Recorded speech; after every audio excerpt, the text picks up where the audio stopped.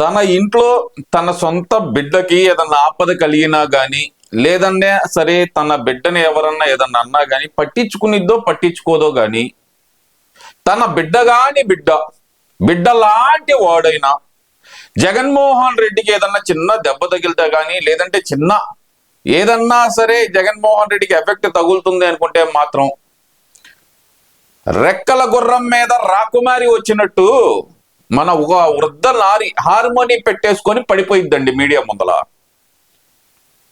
Harmony పెట్టేసుకొని శృతి పెట్టేది harmony పెట్టి కూడా కాదులేండి. గతంలో చూస్తే గనక ఆయన హరికథ చెబుతుంటే పక్కన శృతి మాత్రమే వాయించేది. ఆ శృతి పెట్టేసుకొని పడిపోయిద్దండి. ఆ మహాతల్లి ఎవరో కాదు, వీరగంధం లక్ష్మీ పార్వతి. నందమూరి లక్ష్మీ పార్వతి కదా అంటారేమో మీరు, కాదండి, ఆ వీరగంధం లక్ష్మీ పార్వతి అనే మేము పిలుస్తాం. ఎందుకంటే గనక ఆ శృతి వాయించడం ఇంకా పోలా. నందమూరి వారి ఏదైతే అనక అన్నగారి భార్య అని చెప్పుకుంటూ వీరగంధం బుద్ధులు పోకుండా జగన్మోహన్ రెడ్డి భజన చేస్తుందండి. ఒకసారి ఆమె ఏం మాట్లాడుతుందో, అయినా ఆమె వాళ్ళ ప్రెస్ ముందరికి ఎందుకు వచ్చిందంటే గనక చంద్రబాబు నాయుడు గారు ఒక మాట అయితే అన్నారు. 45 ఏళ్ల తన రాజకీయ చరిత్రలో హత్యా రాజకీయాలను ఏ రోజు నేను ప్రోత్సహించలేదంటూ నిన్న అసెంబ్లీ సాక్షిగా చంద్రబాబు నాయుడు గారు ప్రకటించారు. పాపం అది జగన్మోహన్ రెడ్డికి ఎక్కడో ఏదో పొడుచుకుందండి. ఇమీడియట్ గా శృతి పెట్టేసుకొని నువ్వు హైదరాబాద్ నుంచి దిగిపో అన్నాడు. ఈ దిగిపోవటం కూడా ఎక్కడ దిగిపోమన్నాడు? ఈరోజు ఏదో ఎవరో పెట్టిన పార్టీ, ఇంకెవరో లాక్కున్న పార్టీ ఆవిర్భావ దినోత్సవం, అదే వైఎస్ఆర్సిపి. అందులో వైఎస్ఆర్ అంటే గనక వైఎస్ రాజశేఖర రెడ్డి అనుకున్నారండి. యువజన శ్రామిక రైతు పార్టీ అండి. వాళ్ళెవరో రిజిస్టర్ చేసుకున్నారు అలా. వీళ్ళు దాన్ని తీసుకొచ్చి వైఎస్ఆర్ అని చెప్పుకుంటున్నారు. అంతేగాని ఆ పార్టీలో వైఎస్ఆర్ లేడు. ఉన్నదంతా ఎదవలు, సన్నాసులు, రౌడీలు, వీళ్ళే ఉంది అందులో. ఎదవలు, సన్నాసులు, రౌడీలు. ఎందుకు చెబుతున్నానంటే ఈ మాట, వాళ్ళ గడిచిన 5 సంవత్సరాల్లో వాళ్ళు చేసిన బిహేవియర్ కానీ జగన్మోహన్ రెడ్డి ప్రవర్తించిన తీరు కానీ ఈ మాట నీ దాకా తీసుకొచ్చినాయండి. ఇంకా మన శృతి పెట్టి మాట్లాడుతున్న మాటలేందో ఒక్కసారి అయితే విందామండి. ఆ శృతిని మనం సరిచేసే విధానం అయితే చూద్దామండి ఒక్కసారి. అమ్మా శృతి పెట్టా, నువ్వు మాట్లాడమ్మా. పైగా నిన్న ఇక ఈ తండ్రి కొడుకులు గొప్పలు, అతి గొప్పలు చెప్పుకుంటా ఉన్నారు. ఏంటంటే దాని మీద ప్రత్యేకంగా మాట్లాడాలనుకుంటున్నాను. 45 ఏళ్ల జీవితంలోట అసలు హత్యా రాజకీయాలు అంటుకోనటువంటి వ్యక్తి ఈయనట. ఎంత శుద్ధపూసలాగా కబుర్లు చెప్తా ఉన్నాడంటే, ఎన్టీఆర్ గారు మరణానికి కారకులు ఎవరో మరి ఒక్కసారి రాష్ట్ర ప్రజలందరికీ తెలుసు. అందులో తెలుసమ్మా, మాకు తెలుసమ్మా. ఎన్టీఆర్ గారికి తెల్లవారుజామున 3 గంటలకు హార్ట్ అటాక్ వస్తే ఫ్యామిలీ డాక్టర్ ని పిలవకుండా ఒక గైనకాలజిస్ట్ ని పిలిచావు కదా. ఆ రోజు నీ దగ్గరే కదా ఎన్టీఆర్ గారు ఉంది. ఎందుకు వచ్చింది heart attack? Family cardiac doctor రాకుండా ఒక గైనకాలజిస్ట్, లేడీ గైనకాలజిస్ట్ ఎందుకు వచ్చిందమ్మా? తెలుసమ్మా అందరికి. నువ్వేం చెయ్యాలనుకున్నావు? హార్ట్ అటాక్ వచ్చి అంత వయసులో ఆయన ఇబ్బంది పడుతుంటే ఆయన దగ్గర నుంచి ఏం సేకరించాలని, ఏమి బీజాలు సేకరించాలని నువ్వు చేసిన ప్రయత్నం అయితే ఉందో అది కూడా వికటించింది కదమ్మా. తెలీదు అనుకుంటున్నావా? ఏం మహాతల్లి మర్చిపోలేదమ్మా ఎవరు? అందరు మర్చిపోతారేమో, గూగుల్లో ఇలా కొడితే అలా వచ్చేస్తుందమ్మా తమ చరిత్ర. ఏమి బీజాలు సేకరించాలని నువ్వు చేసిన ప్రయత్నం ఏదైతే ఉందో అది అందరికీ తెలుసు. ఈ రోజు శృతి పెట్టేసుకొని వచ్చి నాకేం తెలియదు, చంద్రబాబు నాయుడు చేసేసాడు అంటే నమ్మటానికి ఎవరు లేరమ్మా. శృతి పెట్టే, అపశృతి పెట్టే. నువ్వు శృతి పెట్టేవు కూడా కదా, అపశృతి పెట్టేవి. ప్రత్యక్ష సాక్షి నేనే ఉన్నాను. మరి ఆయన మరణం మొదలు పెట్టుకుంటే అంతకు ముందు కూడా ఇతను ఎవ్వరు కూడా ఎప్పుడైనా మన సినిమాల్లో కూడా విలన్లు ఉంటారు, పెద్ద విలన్లు అంటే పెద్ద పెద్ద వాళ్ళు ఉంటారు, రాజకీయ నాయకులు గాని లేకపోతే పెద్ద ధనవంతులు. వాళ్ళు హత్యలు చేయించాలనుకుని డైరెక్ట్ వాళ్లే రంగంలో దిగరు. వాళ్ళు ప్రేరేపిత అంటే కొంతమందిని సుఫారీలు ఇచ్చి వాళ్ళని పంపించి హత్యలు చేయిస్తా ఉంటారు. అదిగో అలాంటి బాపతే చంద్రబాబు నాయుడు కాదమ్మా, అలాంటి బాపత జగన్మోహన్ రెడ్డి అమ్మా. నీకు ఉదాహరణ చెప్తానమ్మా. పరిటాల రవి గారు గుర్తున్నారు కదమ్మా. ఆయన పేరు ఎత్తటానికి కూడా నీకు గడ గడ గడ వణుకొచ్చిద్ది. పరిటాల రవి గారు గుర్తున్నారా? ఆయన్ని చంపితే గనక అనంతపురంలో మనకి ఎదురుండదు అంటూ ఆయన్ని చంపేశాడు కదమ్మా. ఎవరు? వైఎస్ రాజశేఖర రెడ్డి అధికారంలో ఉన్నప్పుడు నువ్వు బ్రతికుండాలంటే గనక దేశం విడిచి పారిపో అని చెప్పి ఇంట్లో సొంత వాళ్ళు అనుకున్న వాళ్ళు కూడా, ఒక సునీత గారు తప్పితే సొంత నా అనుకున్న వాళ్ళు కూడా చెబితే తన క్యాడర్ కోసం రొమ్ము విరిచి నిలబడ్డ ధీరుడమ్మా పరిటాల రవీంద్ర గారమ్మా. ఆయన్ని చంపి ఎలా తప్పించుకున్నాడమ్మా జగన్మోహన్ రెడ్డి? తెలియట్లేదా? అరే ఎవరెవరు అయితే గనక దాంట్లో పాల్గొన్నారో, చంపడంలో పాల్గొన్నారో వాళ్ళందరూ విచిత్రంగా చనిపోయారమ్మా. ఏంది శ్రీరామ అని రాస్తుంటే గనక పక్కనున్నాడు డిస్టర్బ్ చేశాడని చెప్పి డంబెల్తో కొట్టి చంపాడు ఒక బక్కోడు, ఒక 6 ప్యాక్ వాడిని. నమ్మాలమ్మా పరిటాల రవి గారి కేసు. అలాగే చూస్తే బాబాయ్ హత్య కేసు అమ్మా. మిగిలింది ఒక దస్తగిరే. అది సాక్షుల్లో గాని లేదంటే గనక నిందితుల్లో కానీ మిగిలింది దస్తగిరేనమ్మా. ఇంకొకళ్ళు మిగిలారు, దస్తగిరి కాకుండా ఇంకొకళ్ళు మిగిలారు. వాళ్ళిద్దరు ప్రాణాలకు కూడా గ్యారంటీ అయితే కనపట్టలేదమ్మా. అదమ్మా జగన్మోహన్ రెడ్డి నైజం, చంద్రబాబు నాయుడు గారి నైజం అది కాదమ్మా.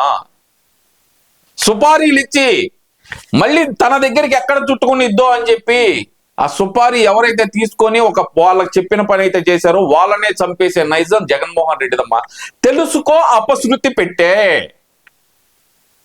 డైరెక్ట్ ఉండడు రంగంలో. ఎందుకు మీకు 1995 సెప్టెంబర్ 1వ తేదీ నేను ముఖ్యమంత్రిగా ప్రమాణ స్వీకారం చేశారు. ఆ చేసిన తరువాత ఆయన ఉన్నటువంటి టైంలో, ఆ 4 ఏళ్ల కాలంలో రాష్ట్రంలో ఎన్ని హత్యలు జరిగినాయో ఒక్కసారి లిస్టు బయటికి తీస్తే తెలుస్తుంది. ముఖ్యంగా రాయలసీమలో ఒక వర్గం వాళ్ళ మీద విపరీతమైనటువంటి హత్య రాజకీయాలను ప్రేరేపించింది ఎవరు? ఎందుకంటే కొన్ని సాక్ష్యాలు కూడా ఉంటాయి. మరి తర్వాత వచ్చినటువంటి ప్రభుత్వం వాళ్ళని అరెస్ట్ చేసి జైల్లో పెడితే తర్వాత ఈయన మళ్ళీ రాగానే వాళ్ళందరి మీద కేసులు ఎత్తించి మహాతల్లి 95 తర్వాత 99 చంద్రబాబు నాయుడు గారు ముఖ్యమంత్రి అయ్యారమ్మా. దాని తర్వాత 2004 అమ్మ అపశృతి పెట్టా. 2004లో అయ్యింది మహామేత. వైఎస్ రాజశేఖర రెడ్డి ముఖ్యమంత్రి. 2004 నుంచి 2009 దాకా ఆయన పరిపాలించారు. 2009 నుంచి 2014 దాకా మరి రాజశేఖర రెడ్డి కొంతకాలం, తర్వాత కిరణ్ కుమార్ రెడ్డి కొంతకాలం, రోసయ్య గారు కొంతకాలం, ఇలా అనేది జరిగిందమ్మా. రోసయ్య గారు, దాని తర్వాత కిరణ్ కుమార్ రెడ్డి అమ్మ. 2014లో ఎవరి కేసులు మాఫీ చేశారమ్మా అపశృతి పెట్టా? అలియాస్ లక్ష్మీ పార్వతి. మాట్లాడితే గనక జనాలు ఎవ్వరూ మర్చిపోలేదమ్మా. 95 చంద్రబాబు నాయుడు గారు ముఖ్యమంత్రి, 99 మళ్ళీ ముఖ్యమంత్రి, 2004లో ముఖ్యమంత్రి అయింది ఎవడో. ఆ తర్వాత చంద్రబాబు నాయుడు గారు ఎవరిని రిలీజ్ చేశారు 2014లో? ఏమన్నా చెప్పగలవా? వాళ్ళందరూ కూడా నిర్దోషులుగా విడుదల చేయించిన సంఘటనే ఈయన హత్య రాజకీయాల్ని ఎంతగా ప్రోత్సహిస్తారంటానికి చాలా సాక్ష్యాలు ఉన్నాయి. మనము వ్యక్తుల పేర్లు చెప్పేదానికంటే కూడా చంద్రబాబు అంటేనే హత్య రాజకీయాలు కేర్ ఆఫ్ అనేటువంటి దీని మీద సినిమాలు కూడా వచ్చాయి. తీపిచ్చింది ఎవరమ్మా? ఆర్జీవి అని చెప్పి ఒక జీవి చేత, అరజీవి చేత తీపిచ్చింది మీ జగన్మోహన్ రెడ్డే కదా. ఏమన్నా పెరగగలిగారా? వాళ్ళ గురించి ప్రత్యేకంగా చెప్పాల్సిన పని లేదు. ఇక నిన్న ఈయన కొడుకు అసెంబ్లీలో అదే విధంగా, ఇప్పుడంటే బూతులు లేవట అసెంబ్లీలో, వాళ్ళు మాట్లాడుతూ ఉన్నారు. బూతులు లేవంటే అసలు ప్రతిపక్షం అక్కడ ఉంటేనేగా. ఎవడెళ్ళొద్దన్నాడు? ఢిల్లీని ఎదిరించిన ధీరుడు, మాట తప్పడు, మడం తిప్పడు, సింహము సింగిల్ గా వచ్చింది అని చెప్పి కూశారు కదా. ఎవడెళ్ళొద్దన్నాడు? 11 మంది ఉన్నారు కదా మొత్తం కలిపి, వెళ్ళొచ్చు కదా. ఎవడెళ్ళొద్దన్నాడు? వెళ్ళొచ్చు కదా. ప్రతిపక్షం ఎక్కడుంది అక్కడ? ప్రతిపక్షం లేదు. సభాపక్ష నాయకుడుగా ఉంటాడు కదా అక్కడ. ఏది ఫ్లోర్ లీడర్గా అయినా ఉంటాడుగా మీ వైఎస్ఆర్ ఎల్పీకి. వెళ్ళమనండి. ఎవరొద్దన్నారు? అడివి కదా. మీరు ఎన్ని రకాలుగా నిజంగానే బూతులు. నిజంగా చెప్పాలంటే ఈయన ఏవో చెప్పలేవో ఎన్ని ఉన్నాయో చూడండి. వెళ్ళొచ్చు, ప్రశాంతంగా వెళ్ళొచ్చు. మాట్లాడారు పవన్ కళ్యాణ్. ఇది ఆపమ్మా. ఇక నువ్వు ఇంకా చెప్పే సోది చాలా ఉందలే గాని ఇంకొక మాట మాట్లాడిందండి. ఆ మాట కూడా వినిపించి ముగిద్దాం మనం. ప్రయత్నమే కోడికత్తి కొట్టండు మీరు ఎగతాళి చేశారు. ఒక్క నిమిషం వినిపిస్తా. నాకు తెలియదు మళ్ళీ ముఖ్యమంత్రిని మీకు కావాల్సిందల్లా మళ్ళీ అధికారాన్ని అడ్డం పెట్టుకొని ప్రత్యర్థి పార్టీని లేకపోతే ప్రతిపక్షాలని పూర్తిగా ధ్వంసం చేయటము, నీవే ఎప్పటికీ ఉండాలా, నా కొడుకు మళ్ళీ ముఖ్యమంత్రిని చేసుకోవాలని ఒక ధ్యేయంతో మీరు ఈ రోజు పరిపాలన సాగిస్తా ఉన్నారు. చెప్పు. అందుకని అవకాశం వస్తే జగన్ మీద మర్చిపోయి ఒక్కడి గుర్తు మర్చిపోయిందంటండి. ఇప్పుడే గుర్తొచ్చిందంట పాపం అని చెప్పి ఇదేనండి. నాకు తెలియదు అన్నారు కదా. జగన్ గారి మీద 2 సార్లు హత్య చేయించిన ప్రయత్నం చేసింది ఎవరండి? మీరేగా, మీ ప్రభుత్వంలోనే కదా. ఆ టైంలో కూడా ఎప్పుడు ఎయిర్పోర్ట్ లో అనుకుంటా ఆ రిపోర్ట్ ఇచ్చారు. ఏ అన్నయ్య కాదమ్మా, స్పష్టంగా ఇచ్చారు ఇది అమ్మా. ఏ అన్నయ్య కాదు, ఎన్ఐఏ. ఒక్కసారి విను. హత్యా ప్రయత్నమే కోడిక. ఒక్క నిమిషం ఆగు. ఎయిర్పోర్ట్ లో అది అనుకుంటా ఆ రిపోర్ట్ ఇచ్చారు కదా వాళ్ళు. స్పష్టంగా ఇచ్చారు ఇది హత్యా ప్రయత్నమే, కోడికత్తి అంటూ మీరు ఎగతాళి చేశారు. ఆ కోడికత్తి నీకు తెలియకపోతే తెలుసుకో. ఎన్ఐఏ వాళ్ళు చాలా క్లియర్ గా చెప్పారు. ఏమని చెప్పారు? దీంట్లో ఎలాంటి కుట్ర కోణం లేదు అని చెప్పి వాళ్ళు స్పష్టంగా చెప్పారు. చాలా స్పష్టంగా రిపోర్ట్ ఇచ్చారు వాళ్ళు. ఇందులో ఎలాంటి కుట్ర కోణం లేదు. నువ్వు చెబుతున్నావు చూడు, అందులో హర్షవర్ధన్ కి దీనికి ఎలాంటి సంబంధం లేదని చెప్పి క్లీన్ చిట్ ఇచ్చారు. హర్షవర్ధన్ కి తెలుసుకో. అటు ఇటు గాని శృతి పెట్టే వచ్చి మాకు ఊరకొక్క మురిగినట్టు. గోదావరి జిల్లాలో ఒక అతను చనిపోయిన విషయం కూడా వెలుగులోకి వచ్చింది కదా. ఇంత దారుణంగా మోసం చేసి ఆయన ఎవరు హర్ష చౌదరి ఏదో ఉన్నారు. నా పేరు హర్షవర్ధనేనమ్మా. చౌదరి నువ్వు తగిలించు మాకు. హర్షవర్ధన్ చౌదరి తగిలించవలే నువ్వు. శ్రీనివాసన్ అబ్బాయిని ఏర్పాటు చేసి పంపించి హత్యా ప్రయత్నం అని చెప్పారు కదా. రిపోర్టే చెప్పింది. అలాగే మొన్న ఎలక్షన్ ప్రచారంలో జగన్మోహన్ రెడ్డి గారు అప్పుడు సీఎం కదా ఆయన, మరి అప్పుడు సూటిగా రాయి వేయగలిగినటువంటి వాడిని ఒకరిని పట్టుకొచ్చి ఆయన ఆపమ్మా. ఇప్పుడు నువ్వు తెగ చెబుతున్నావు కదా, గడిచిన 5 సంవత్సరాల్లో ఏం గట్టి పీకాడు జగన్మోహన్ రెడ్డి. ఎన్ఐఏ కోర్టులో విజయవాడే తాడేపల్లి కొంప నుంచి విజయవాడకి వెళ్ళడానికి తిప్పి కొడితే సీఎం కాబట్టి 10 నిమిషాలు కూడా పట్టదు. క్యాన్వా వేసుకొని బుర్రని వెళ్ళిపోవచ్చు, బుర్రని రావచ్చు. ఎందుకెళ్ళలా? ఎవరో మీ జగన్మోహన్ రెడ్డి శృతి పెట్టా. ఎందుకెళ్ళలా? ఇక్కడ మొరగటం కాదు. ఎన్ఐఏ వాళ్ళు ఇచ్చిన రిపోర్ట్ ఏందో చదువుకొని తర్వాత మీడియా ముందరకు వచ్చి నీ శృతిని సరి చేసుకో. అపశృతి బూతులు మాట్లాడాల్సి వచ్చింది. బూతులు మాట్లాడకూడదని చాలా ప్రయత్నం చేస్తున్నాను, కానీ బూతులు తెప్పిస్తుంది ఈ అపశృతి పెట్టా. అమ్మా వాళ్ళు చెప్పింది ఏంటంటే చాలా క్లియర్ గా చెప్పారు, కుట్రకోణం లేదు అన్నారు. సరే, గడిచిన 5 సంవత్సరాలు మీ జగన్మోహన్ రెడ్డి ముఖ్యమంత్రిగా ఏడిశాడు. ఎన్ఐఏ కోర్టుకి విజయవాడ వెళ్ళలేకపోయాడు. ఓకే, ఒప్పుకుందాం. జనాలకేదో పీకడానికి అంతేలే, జనాలను ఇబ్బంది పెట్టడానికి ఏదో ఒకటి చెయ్యాలి కాబట్టి, జనాలను ఇబ్బంది పెట్టాలి కాబట్టి ఆ పనుల్లో బిజీగా ఉన్నాడు. సరే, ఇప్పుడు ఓడిపోయాడు కదా, ఖాళీగా బెంగళూరు వెళ్ళే బదులు వైజాగ్ ఎన్ఐఏ కోర్టుకి ఎంతసేపు వెళ్ళొస్తాడమ్మా? ఓసారి వెళ్ళిరమ్మను. వెళ్ళి అక్కడ చొక్కా ఇప్పేసి తగిలిన దెబ్బ ఎంత లోతు పొడుచుకుంది ఇవన్నీ చూపించమను. సరే, మళ్ళీ విజయవాడ రాయి గురి చూసి కొట్టగలిగే వాళ్ళని పెట్టారంట. ప్రచారంలో ఉన్నాడు కదా, పోలీసులు తేల్చింది ఏందో తెలుసా? దండల్లో ఉన్న గీత తగిలింది, ఏది చిన్న ఇనప తీగ తగిలిందని. అంతే తప్పితే గురి చూసి కొట్టింది ఏమి లేదు అక్కడ. అటు నుంచి ఎగిరి వచ్చింది పువ్వే, రాయి కాదు. సరే, రాయి తగిలింది అనుకుందాం. రాయి ఎక్కడ?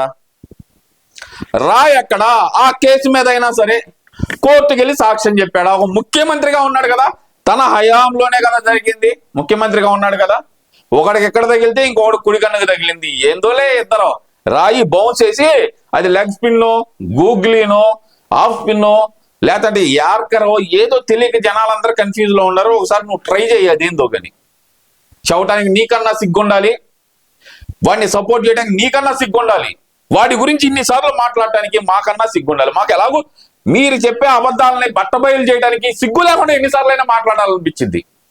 కోడికత్తి కేసు గురించి నువ్వు మాట్లాడాలనుకుంటే కనుక జగన్మోహన్ రెడ్డి ఎంట పెట్టుకొని నా బిడ్డ లాంటి వాడంటావు కదా, సంకనేసుకో, కారులో కూర్చోబెట్టుకో, మళ్ళీ కారు దిగంగానే సంకనేసుకో. ఎవరిని? జగన్మోహన్ రెడ్డిని సంకనేసుకొని తీసుకెళ్లి వైజాగ్ ఎన్ఐఏ కోర్టులో ఎత్తి కొదేసి వాడి సొక్కా ఇప్పేసి చూపించు, ఇగో ఇక్కడ పొడుచుకుంది నా బిడ్డకి అని చెప్పి చూపించు. నువ్వు సిగ్గు శరం లేకుండా వచ్చి మాట్లాడుతున్నా. 5 సంవత్సరాలు సీఎంగా ఉండి ఏం పీకలేకపోయాడు జరుగుబల్లి శ్రీనివాస్. నాకు జరగట్లేదు నా బాబు, నేను బతకడానికి దారి చూపించండి అని బతిమలాడుకుంటున్నాడు. జగన్మోహన్ రెడ్డి ఇంటి చుట్టూతో 5 సంవత్సరాల పాటు కుక్కలాగా తిరిగాడు. వాళ్ళ తల్లిదండ్రులు తిరిగారు. ఎందుకు తిరిగారు వాళ్ళు? మాకు న్యాయం చేయండి మహాప్రభు, మా వాడు తప్పు చేస్తే ఉరి తీయండి, తప్పు చేయకపోతే విడిచిపెట్టండి అని. బయటికి రాకుండా పిత్తిన ముత్తైదు ఇంట్లో కూర్చున్నాడు. కోర్టుకు వెళ్ళటానికి ఏంటి? నేను వస్తే సెక్యూరిటీ ప్రాబ్లం అంటాడు. ఎన్ఐఏ కోర్టు వెనకమాలే పెళ్ళిళ్ళకి, రిసెప్షన్లకి, పేరంటాలకి, పెద్ద మనిషి ఫంక్షన్లకి, వీటన్నిటికి తిరుగుతూ ఉంటాడు ఈ పెద్ద మనిషి. ఈ రోజు నువ్వు వచ్చి మాట్లాడుతున్నావు కబుర్లు. సిగ్గు శరం ఉంటే గనక ఇంకొకసారి మీడియా ముందలకు రావు నువ్వు. చెయ్యి.